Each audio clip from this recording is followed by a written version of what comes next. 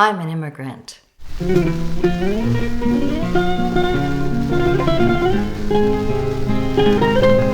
I was born in the Azores, the first of my parents' 4 children. We lived in a tiny, impoverished fishing village called Rabo de Peixe on the scenic island of São Miguel. My parents, Francisco and Rosalina, had a grade 4 education. But we were a close and happy family, 3 generations living under one roof, our relatives just down the street. Our homes were teeming with life and the laughter of small children. There was always bread on the table, tea on the stove, and a thimble of wine nearby.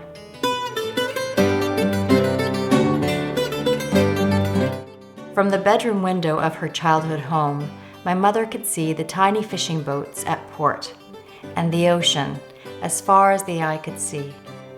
She never dreamed that one day she'd be living 4,000 kilometers across the Atlantic Ocean in Toronto, Ontario. When I was 4 years old, my parents decided to move the family to Canada. We were more than a little bit scared, but we were excited, we were hopeful. My parents didn't have a lot of money, just some meager savings. They didn't have much, but they were proud of what they had, and they took good care of it. I watched them struggle with the challenges that every newcomer experiences.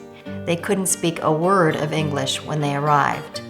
They couldn't communicate with my teachers at school. My brother Rui, who was 3 at the time, was hit by a car just a few months after we landed in Canada, and my parents couldn't speak with his doctors about his condition. They worried that their children would lose their language, their culture, and that our memories of the Azores would fade. At age 10, I became their translator. At 13, I was paying their bills. I shared the anxieties of my father when he was looking for his next construction job and when he worried if he could pay the mortgage each month. But my father worked hard and persevered. He never took a sick day from work his entire life. My mother had 2 more children, my younger sisters Sonia and Zenaida, and worked from home taking care of neighborhood children. We had begun to build a happy and meaningful life. I studied hard in school to make my parents proud and earned 2 university degrees.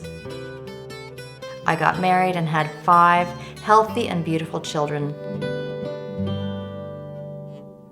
And in my career, I eventually achieved the position of Senior Citizenship Judge of Canada. My story is a common one, and it's a story I heard thousands of times from people all over the world when I was a citizenship judge. As they sat before me telling their own stories, I saw myself in them. I understood their journeys, many of which were much more difficult than mine had been. Canada welcomed me. Canada welcomed my family, and Canada will welcome you and your family too, and offer you the same opportunities to prosper and thrive as it did to me and my family. I know what it means to be an immigrant, because I am one myself.